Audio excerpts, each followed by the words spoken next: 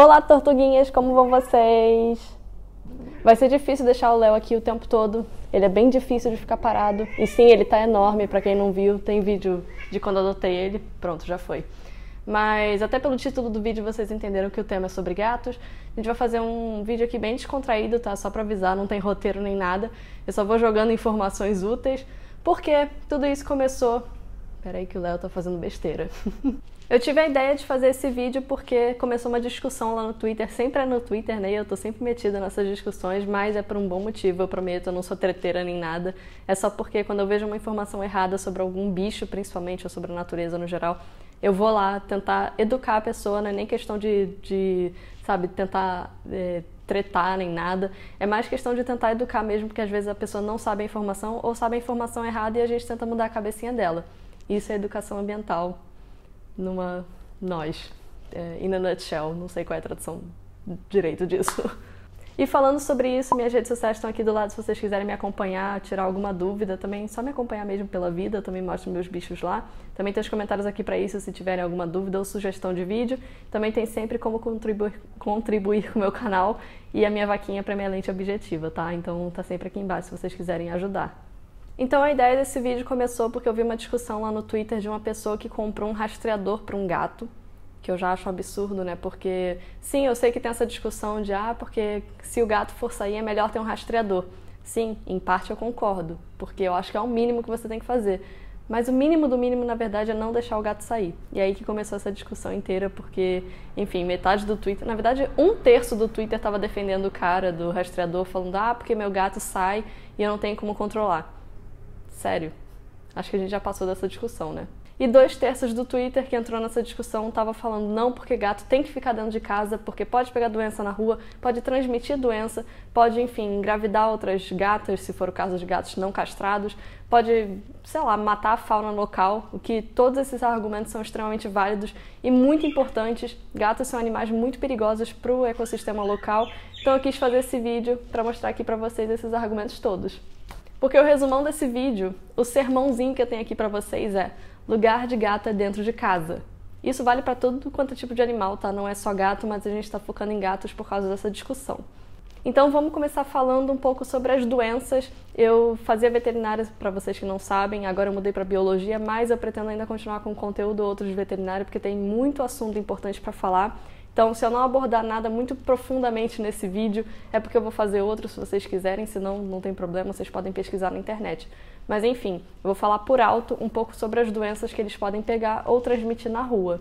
E não precisa nem ser indo na rua longe, tá? Porque eu sei que muitos gatos domésticos estão acostumados com o ambiente que vivem, então eles não vão muito longe. Mas só o fato deles irem no quintal ou pela vizinhança já é o suficiente para fazerem um estrago danado, tanto para o corpinho deles, quanto até para os donos, ou para o ecossistema local, ou para outros animais que ficam soltos, no caso domésticos.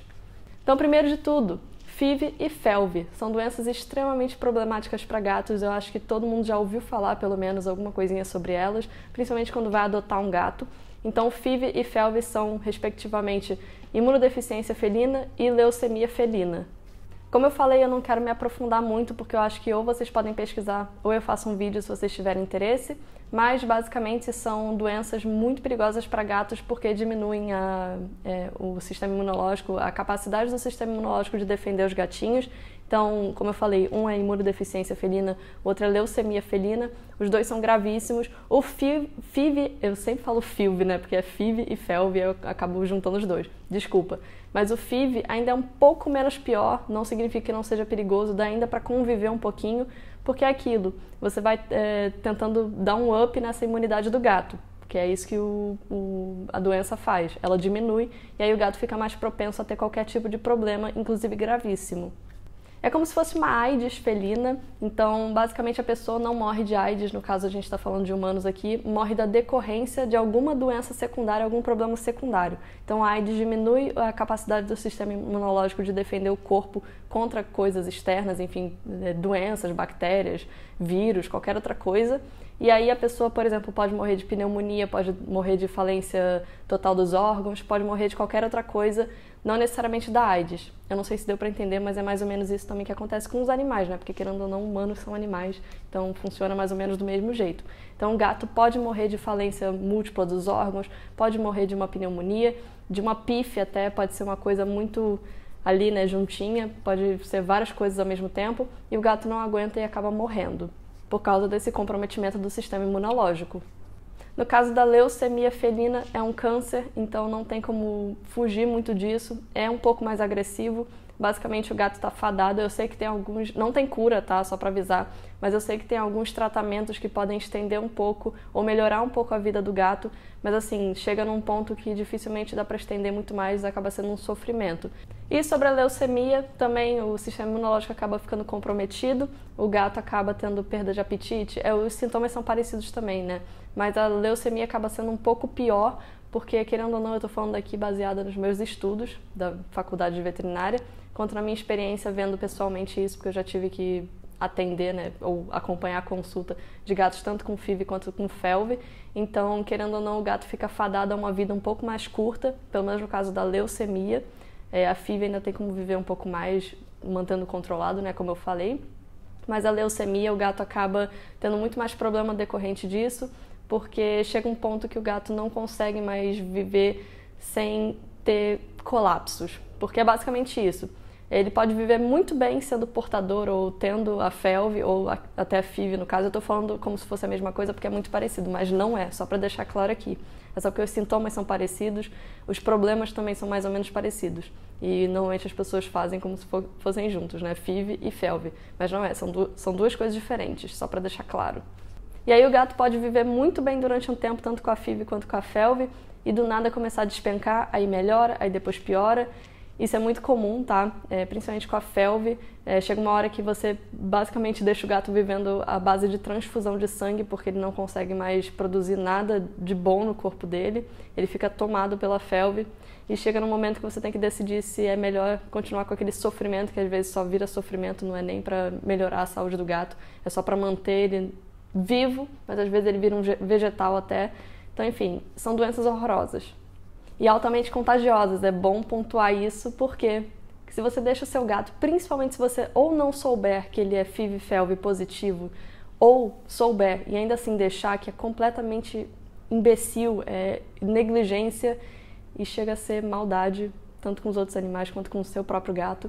Mas enfim, é horrível de qualquer jeito, porque se você não sabe ou se você sabe, de qualquer forma ele pode estar passando por aí. Então imagina que horror, ainda mais porque a gente já tem uma comunidade de gatos ferais, que são gatos que saem para a rua e acabam virando selvagens, né? Ou até gatos que vão para a rua e voltam para casa, de qualquer forma a transmissão é a mesma. Então imagina não ter controle disso. Outro problema que a gente tem é esporotricose, eu vou focar nesses três aqui. Esporotricose são feridas que dão por causa de um fungo chamado Sporotrix, dá para passar para humanos, inclusive é uma zoonose. E você imagina um gato solto por aí com esporotricose, às vezes ele nem está no estágio que está aparecendo as feridas na cara, mas é portador do fungo, o fungo está ali no rostinho dele, ou até na terra, porque esse fungo pode viver na terra, então ele vai lá, mexe e acaba contaminando todo mundo, tanto da casa quanto de outros animais, enfim, de rua. Então, como eu falei, né? Esse foi mais curtinho, mas dá para ter uma noção do problema desses três principais. Claro que tem outras doenças, outros problemas gravíssimos, mas de doença eu quis focar nesses, porque é o que todo mundo mais fala e realmente são um dos mais preocupantes. Agora uma coisa meio óbvia, né, mas é sempre bom falar, mesmo que o gato seja castrado, ele ainda vai sair pra rua se ele for acostumado a isso, se você não tiver o cuidado de ter lá a sua casa. A gente vai falar sobre isso mais pra frente, mas não é porque seu gato é castrado que é uma desculpa, porque ele é castrado ele não vai emprenhar nenhuma gata. E daí? Ele ainda assim pode ter vontade de sair de casa. Então, gato castrado não é garantia de que vai ficar quietinho dentro de casa. Então, isso não é desculpa. E pior ainda se ele não for castrado. Imagina ele saindo por aí emprenhando 10 gatas por dia. Olha o tamanho do problema. Você vai depois pegar essas gatas para botar dentro de casa, para cuidar dos filhotes, para conseguir adoção, para castrar todo mundo? Não, porque você nem castra o seu gato. Quem dirá os gatos de rua que são culpados, que você é culpado. Então, assim... indignada. Então, gato, de qualquer forma, tem que ser castrado, porque isso também vai ajudar no futuro, vai aumentar a expectativa de vida dele. Além disso, Deixa eu falar uma coisinha aqui pra vocês que não sabem. Uma expectativa de vida de um gato que vive na rua, mesmo que tenha só acesso à rua, é de 3 anos. Em compensação, um gato que é bem cuidado em casa pode viver até 20 anos, ou até mais. Então, assim, não precisa ter muito neurônio na cabeça para ver essa diferença gritante. E o último ponto que eu quero comentar aqui, de extrema importância, antes de falar os argumentos todos que as pessoas usam, argumentos, né, e refutar todos eles, é que gatos, principalmente, matam muitos animais selvagens, no caso silvestres. Muito! Porque gato já tem instinto de caçador, às vezes ele está na rua passando fome, mesmo que ele receba a ração, ele ainda vai ter essa necessidade de caçar, tanto por brincadeira quanto para comer mesmo, ou só para, enfim, continuar com esse instinto dele.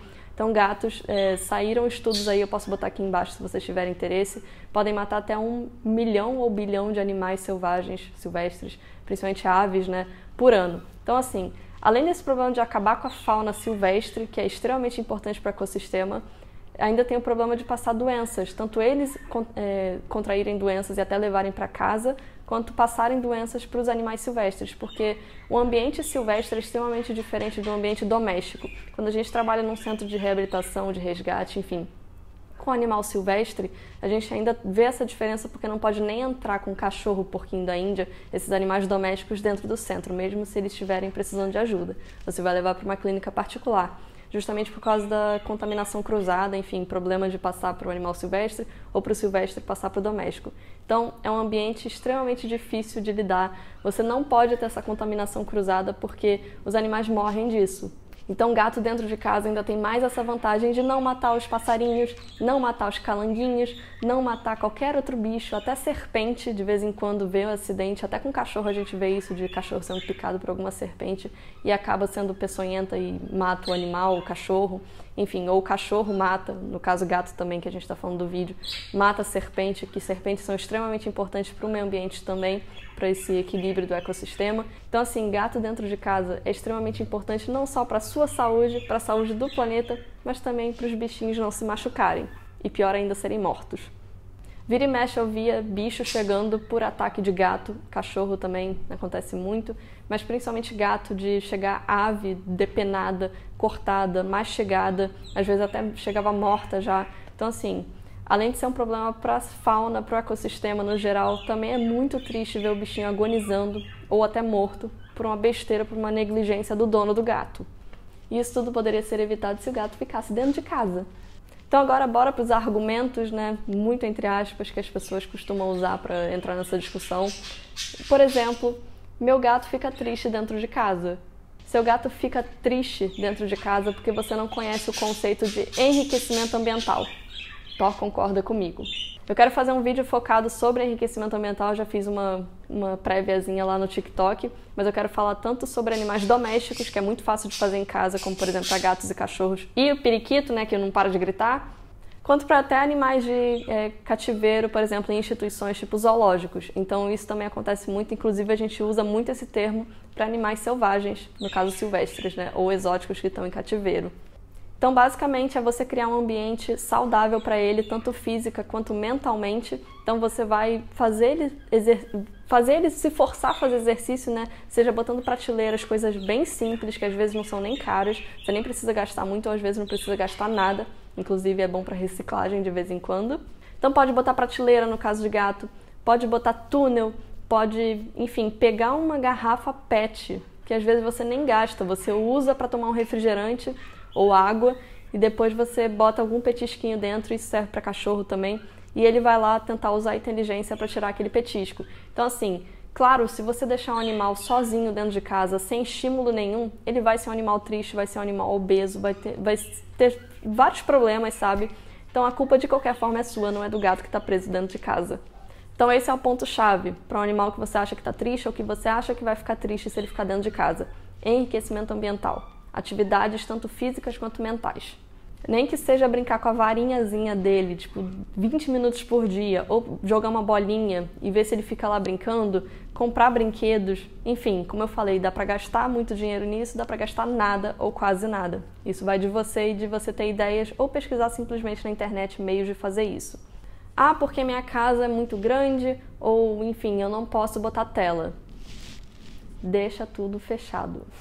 Eu entendo esse problema de ser muito caro botar tela ou muito complicado para quem mora em casa, porque tem muro, mas enfim, no caso de muros em casas, tem telas anti-gatos, fuga de gatos, eu não sei como é que é o nome, mas de qualquer forma eu vou deixar aí na tela rolando. São até rolos de PVC que você nem precisa gastar muito, que você bota e o gato não consegue escalar. Tem também tela mesmo que você bota em 45 graus, se eu não me engano, que o gato também não consegue passar. Enfim, não tem desculpa, porque de qualquer forma o mínimo é não abrir as janelas ou portas ou ter esse cuidado de quando for passar deixar o gato preso e aí você passa e depois solta, enfim. Tomar cuidado com as pessoas de casa também para terem essa orientação de não deixar o gato sair, nem pela janela, nem pela porta. Ah, Júlia, é fácil falar se você não passa por isso, você tem um apartamento que está todo telado. Não, eu tenho propriedade para falar, sabe? Porque 2 gatos meus estão lá em Portugal, inclusive tem vídeo aqui sobre a mudança toda. Então, se você não sabe, eu tenho 2 gatos lá em Portugal porque metade da minha família mora lá. E adivinha, o apartamento lá não é telado, até porque ele é alugado. E é caríssimo botar tela lá em Portugal. Então, assim, eu sei do que eu falo, a gente sofre no verão, até no inverno um pouco, para deixar tudo fechado. Tem que fazer um rodízio e ter um cuidado extremo de fechar os gatos num quarto para abrir a sala, por exemplo, e mesmo assim a gente fecha a sala só para deixar o ar arejando um pouco, né, para deixar o ambiente arejado. Depois a gente tem o cuidado de fechar tudo, ter cuidado de ver porta por porta, janela por janela, se está tudo fechado, para aí sim abrir e deixar os gatos circularem normalmente pela casa inteira. Então, assim, eu sei do que eu tô falando, eu sei que é difícil, mas se você tem um bicho, você se compromete a cuidar dele da melhor forma possível. Pelo menos deveria ser assim. E as pessoas deveriam ter essa consciência. Então, como eu falei, essas são as desculpas mais usadas para quem tem gato e não liga de deixar passear. Eu digo que a partir do momento que você tem essas informações que a gente está lá tentando te falar, passando a informação, essa informação, aproveite. E a pessoa mesmo assim começa a refutar, não quer ouvir, tá com a mente completamente fechada. Aí sim, desculpa, mas é burrice. Porque uma coisa é ser ignorante, de você não ter acesso à informação, outra coisa é a gente dar mastigadinho pra você. Eu não tô falando você como se estivesse julgando vocês, tá? Desculpa se passou essa impressão, mas eu sei que meus inscritos são maravilhosos e gostam dos animais, né? E cuidam muito bem deles. Mas, enfim, eu só tô falando porque, no geral, as pessoas, quando têm informação e não querem saber nada, querem continuar ignorantes, aí passa a ser burrice, porque não tem desculpa para continuar fazendo besteira. Então é isso, eu espero que vocês tenham gostado. Eu queria ter deixado o Léo mais tempo aqui, mas é impossível porque ele é um demôniozinho. Mas eu espero que esse vídeo tenha sido educativo, mesmo sendo sem roteiro, né? E não sendo muito específico. Mas é isso. Por favor, deixem os gatos dentro de casa. E animais no geral, pelo menos os domésticos. E é isso, beijos e até a próxima. Nha!